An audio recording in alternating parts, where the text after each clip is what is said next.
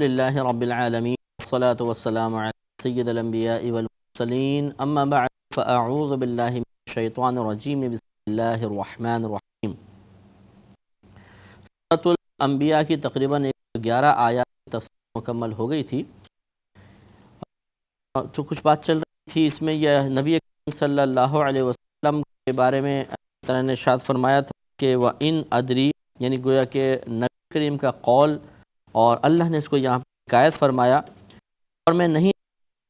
ہوں کہ شاید یہ یعنی عذاب کا دور کیا جانا فتنۃ لکم، فتنہ ہے تمہارے لیے، ومتاع الی حین، اور ایک تک مدت تک نفع اٹھانا ہے۔ یہ سب بیان فرمایا کہ میں عقل اور قیاس کے ذریعے نہیں بتا سکتا ہوں کہ عذاب کی دوری کیوں ہے، اس لیے ہے کہ اللہ نے اس عذاب کی دوری کو ایک فتنہ، ایک آزمائش بنا دیا ہے، اور ایک مدت تک وہ چاہتا ہے کہ نفع اٹھاؤ، یہ بھی ہو سکتا ہے۔ تو لعل وہی ہوتا ہے جہاں پہ انسان کو کامل یقین نہیں ہوتا، اور ادری کا یہاں پہ لفظ یا اللہ تعالیٰ کے بتائے بغیر میں اپنی عقل کے استعمال سے نہیں بتا سکتا، تو اس میں اس بات کا انکار ہوتا کہ اللہ تعالیٰ مجھے نہیں بتا سکتا، یا میں اللہ تعالیٰ سے حاصل کر کے بھی نہیں بتا سکتا، اس کا انکار مقصود نہیں ہوتا۔ لہذا جو سے عذاب دیا جاتا ہے یہ اللہ تعالیٰ کی طرف سے ایک بہت بڑی آزمائش ہوتی ہے۔ آزمائش ہوتی ہے کہ کفار سمجھتے ہیں کہ شاید نبیوں کا وعدہ نہیں ہے، اگر عذاب سے ڈرا رہے ہیں تو کیوں نہیں آ رہا، اور عام لوگ جو ہوتے ہیں ایسی ہوتا ہے کہ وہ ظاہری چیزوں کو دیکھ کر فوراً اس کو یقین کر لیتے ہیں اور بعض اوقات گمراہ ہو جاتے ہیں۔ جیسے لوگوں کی بھی اتفاق، لوگوں نے فوراً کہا کہ بھئی بات سمجھ میں آتی ہے، اگر کراؤ عذاب، تو اب یہ بھی بات ان کو سمجھ میں آنی چاہیے تھی کہ اللہ تبارک و تعالی عذاب نازل کرنے کے سلسلے میں بندوں کی مرضی ان کی خواہش کا محتاج نہیں ہے، وہ ہر چیز کا خود ایک فیصلہ فرما، ہر چیز کے لیے اس نے وقت مقرر کیا ہوا، لہٰذا ان کا یہ مطالبہ کرنا کہ اگر وعدہ تو کراؤ، عذاب اگر ہے تو کیوں نہیں ہوا، کیا مطالبہ تھا، کیونکہ اللہ تبارک و تعالی اللہ تعالیٰ ذات سے قطع نظر ہم بات کرتے ہیں کہ جیسے حاکم ہوتا ہے، بعض نیچے والے اس کے جذبات کو بھڑکا دیتے ہیں اور جذباتی پن میں فوری طور پر کوئی فیصلہ کر لیتا ہے، اس نے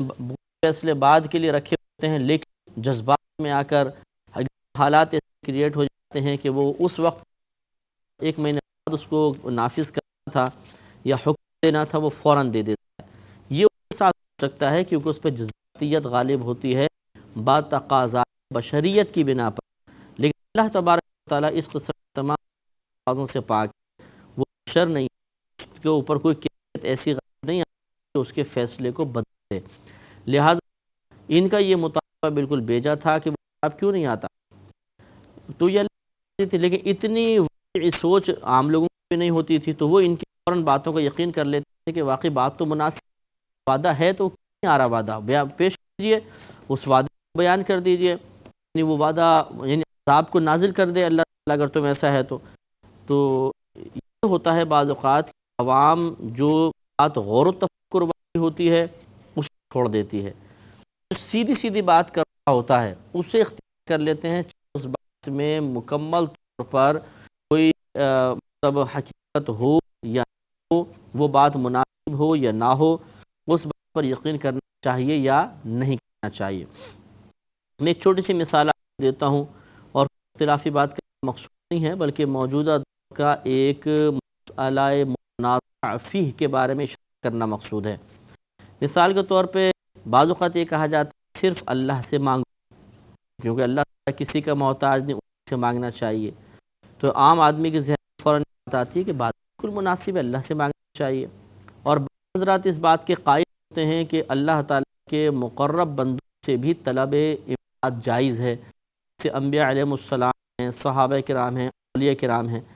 تو وہ کہتے ہیں کہ انبیاء سے مانگنا بھی جائز، صحابہ سے مانگنا جائز، اولیاء سے مانگنا جائز۔ اب عوام جو ہوتی ہے وہ اس قول کو زیادہ پسند کرتی ہے کہ جی اللہ سے مانگو، جب اللہ تعالیٰ سب کچھ قادر ہے تو اللہ سے مانگنا کیا حرج ہے، اللہ سے مانگنا چاہیے، ایک موٹی سی بات ہے، واضح سی بات ہے، فوراً سمجھ میں آ جاتی ہے، لیکن یہ کہہ رہا ہے کہ نبی سے مانگنا جائز ہے، صحابہ سے یا اولیاء اعظام سے مانگنا جائز ہے، اس بھی غور کرنا چاہیے کہ اس قول کی حقیقت کیا ہے. لیکن وہی بات کہ عوام جو ہے وہ صرف موٹی سی بات جو ذہن میں آتی ہے اس کو پسند کرتی ہے، زیادہ غور و تفکر پسند نہیں کرتی ہے. لہٰذا وہ کہتے ہیں کون اتنا غور کرے، اور سیدھی سی بات موجود ہے کہ اللہ تعالیٰ ہی سب کچھ دیتا ہے اور وہ دینے پہ قادر، اسی سے مانگنا چاہیے.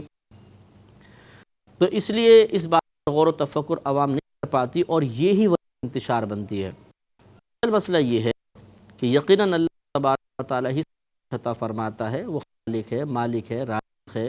اس کے خزانہ میں کوئی کمی نہیں. وہ کسی کو عطا فرمانے میں کسی کی اجازت طلب کرنے کا محتاج نہیں، جس کو چاہتا ہے جب چاہتا ہے جتنا چاہتا عطا فرماتا ہے. وہ بے نیاز ہے،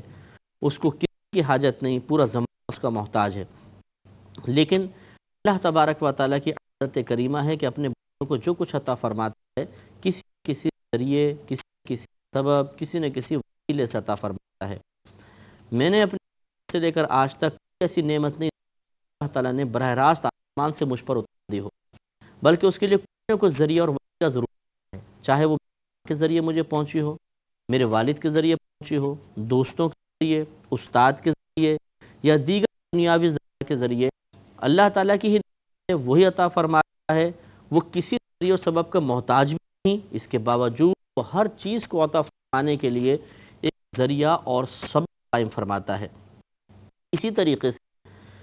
جو اس بات کا قائل ہے کہ نبی عطا فرما سکتے ہیں، صحابہ عطا فرماتے ہیں، یا اولیاء عطا فرماتے ہیں، تو اس کا نظریہ یہ نہیں ہے کہ کائنات خزانے ان کے ہاتھ میں اللہ نے دے کر سارا فارغ ہو کر بیٹھ گیا اور یہ سب کچھ کر رہے ہیں. دیتا اللہ تعالیٰ ہی ہے، لیکن ان کو ذریعہ، سبب اور وسیلہ بنا لیتا ہے. گویا کہ مثلا کوئی مسلمان ہے، کسی بزرگ کے پاس گیا اور اس سے عرض کی کہ حضرت آپ دعا کیجئے کہ اللہ تبارک و تعالیٰ مجھے فلاں چیز عطا دے، یا میرے اولاد نہیں ہو رہی اللہ تعالیٰ مجھے اولاد عطا فرمائے. یہ شخص براہ راست بھی مانگ سکتا ہے، لیکن یہ جاتا ہے ایک بزرگ کے پاس اور یہ چاہتا ہے کہ وہ بزرگ اس کے لیے دعا کریں، اس دعا کے وسیلے سے اللہ تعالیٰ مجھے عطا فرمائے. تو گویا کہ وہ اس طریقے سے انبیاء علیہ السلام کو، صحابہ کرام کو، اولیاء کرام کو اللہ کی بارگاہ سے کچھ انعام حاصل کرنے کا ایک وسیلہ ذریعہ بناتا ہے. اور اس میں شان کوئی حرج نہیں ہے، کیونکہ یہ طریقہ صحابہ کرام ہے. بخاری کی روایت ہے، نبی کریم صلی اللہ علیہ وسلم ایک مرتبہ خطبے کے لیے بروز جمعہ پر تشریف فرما تھے کہ ایک اعرابی کھڑے ہو، رسول اللہ بارش نہیں ہو رہی ہے، سالی بہت زیادہ ہے، مویشی ہلاک ہو گئے ہیں، ہمارے پاس غلے کی کمی ہو گئی، آپ اللہ کی بارگاہ میں دعا فرمائیے کہ اللہ تعالیٰ عذاب یہ آسمان سے بارش نازل فرمائے. جواب میں نبی کریم صلی اللہ علیہ وسلم نے یہ نہیں فرمایا کہ اللہ تعالیٰ تمہاری آواز سنتا ہے، وہ سب براہ راست دینے پر قادر ہے، تم براہ راست اللہ تعالیٰ سے کیوں نہیں مانگتے ہو؟ تم اپنے نبی کو دعا کرنے کے سلسلے میں، جب طلب بارش کے سلسلے میں ایک وسیلہ کیوں بنا رہے؟ بلکہ نبی کریم صلی اللہ علیہ وسلم نے دعا کے لیے ہاتھ اٹھایا.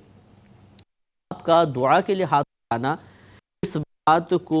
ثابت کرتا ہے یا اس کے جواز کی طرف اشارہ کرتا ہے. اللہ کی بارگاہ سے اگر آپ کوئی انعام حاصل کرنا چاہیں یا کوئی مصیبت وقتی طور پہ آپ پر اس کو آپ دور کرنا چاہیں، تو اس کے لیے کسی بزرگ کی دعا کو وسیلہ بنا لینے میں شرعاً کوئی حرج نہیں. لہذا نبی کریم دعا فرمائے، اللہ تعالیٰ ہم پہ بارش برسا. راوی کہتے ہیں کہ ابھی ہاتھ نیچے نہیں آنے پائے کہ بارش برسنا شروع ہو گئی، اور ہم نے اس بارش میں نماز ادا کی، ہم سجدہ کرتے تھے. اور وہ راوی کہتے ہیں کہ ہم واپس تو گھٹنے تک پانی جمع ہو چکا تھا. ہم گئے،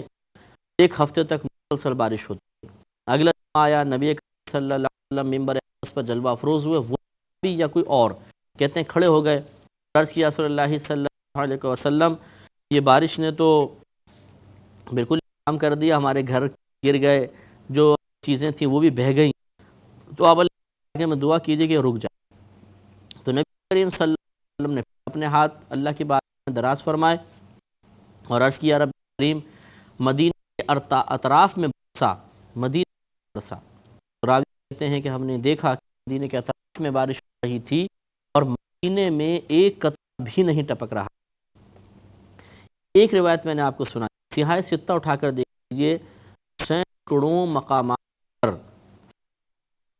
اس عقیدے کے رہنے کے باوجود دینے والا اللہ تعالی ہے، وہ عطا فرمانے میں کسی کا محتاج نہیں، پھر بھی وہ نبی بارگاہ میں آئے اور انہوں نے آ کر آپ کی دعاؤں کو اللہ تعالیٰ کی بارگاہ سے انعامات کے حصول کا ذریعہ و وسیلہ بنایا۔ تو اس ضمن بہرحال تذکرہ شروع ہو گیا۔ میں آپ کو عرض کر رہا تھا کہ یہ آپ کی دوری تھی اس زمانے میں، یہ ایک مصلحت تھی۔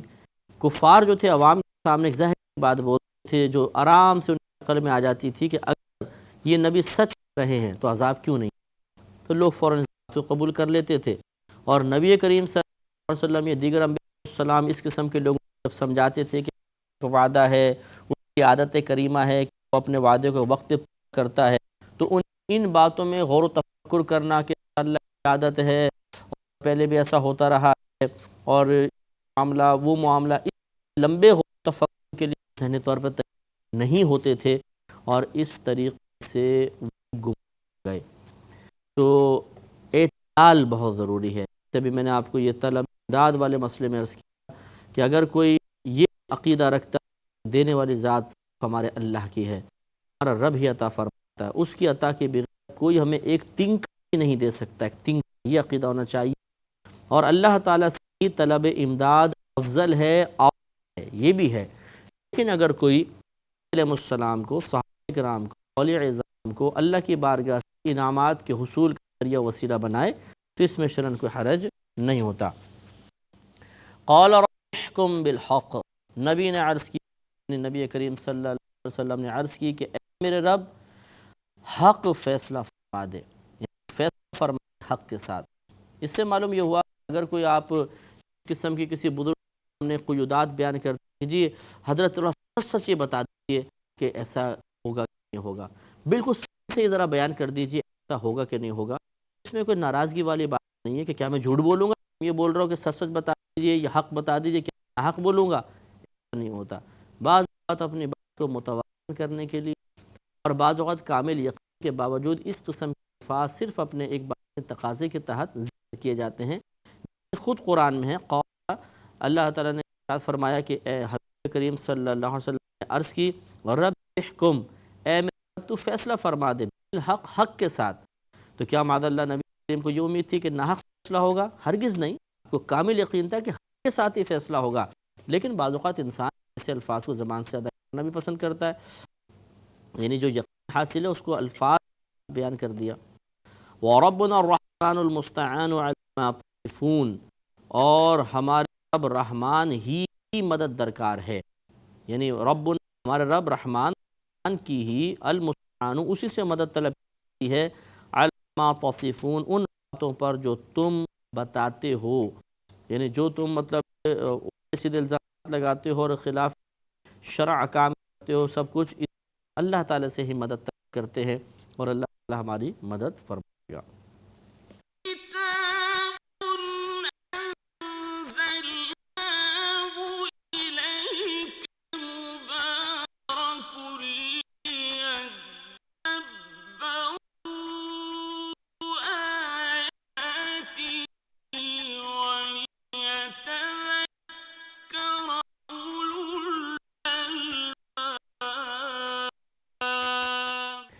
یہاں تک سورۃ انبیاء بھی پوری ہوئی، 112 اس میں آیات ہیں، اور الحمدللہ آج ان آیات کا اختتام ہوا،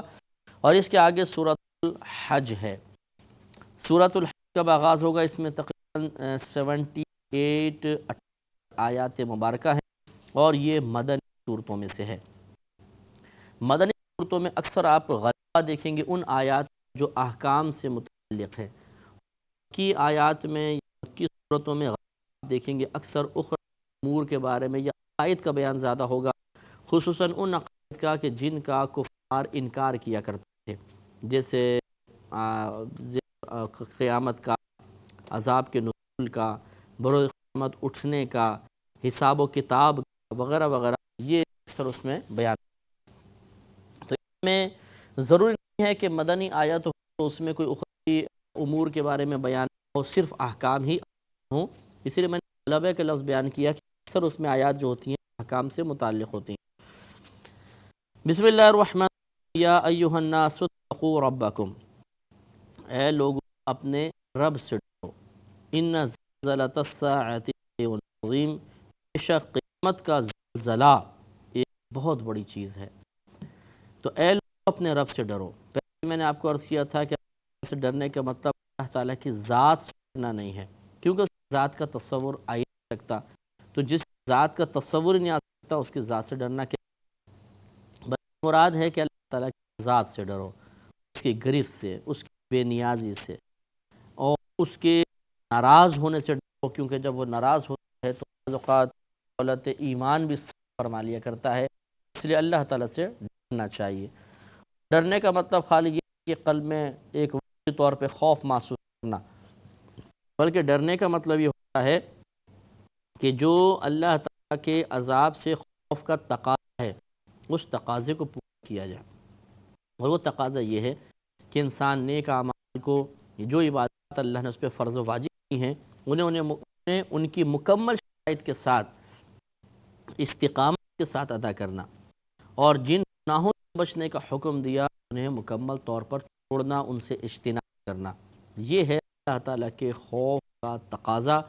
جب تک یہ تقاضا پورا نہیں ہو رہا تو حقیقت آدمی اللہ سے ڈرنے والا نہیں ہے، بلکہ ڈر اور خوف کی ایک وقتی کیفیت کا غلبہ جو اس کے قلب پر ہو گیا، اور جب یہ غلبہ ختم ہوتا ہے تو پھر آدمی پرواہی نظر آتا ہے۔ اور پھر اللہ نے فرمایا ان زلزلۃ الساعۃ شیء عظیم، بے شک قیامت کا زلزلہ ایک بہت بڑی چیز ہے، کیونکہ اللہ تعالیٰ ہم سب کو محفوظ فرمائے اس اعتبار سے کہ قیامت کا زلزلہ قائم ہوگا صرف کفار پر ہوگا، مسلمانوں پر، کیونکہ عیسیٰ علیہ السلام جب دنیا میں تشریف فرما ہوں گے، امام مہدی رضی اللہ تعالی عنہ کا وصال مبارکہ ہو چکا ہوگا، تو پھر حضرت موسیٰ علیہ السلام شادی بھی فرمائیں گے، آپ کی اولاد بھی ہوگی، پھر آپ کا وصال مبارکہ ہوگا تو قوم میں بگاڑ پیدا ہوگا اور لوگ بت پرستی کی طرف مائل ہو جائیں گے، اور پھر ایک وقت آئے گا کہ پوری دنیا میں ایک بھی مسلمان باقی نہیں رہے گا، سب کافر ہوں گے، اور انہی کفار قیامت قائم ہوگی۔ اس کے بارے میں مزید کلام کریں گے لیکن اگلے پروگرام میں، وآخر دعوانا ان الحمد للہ رب العالمین۔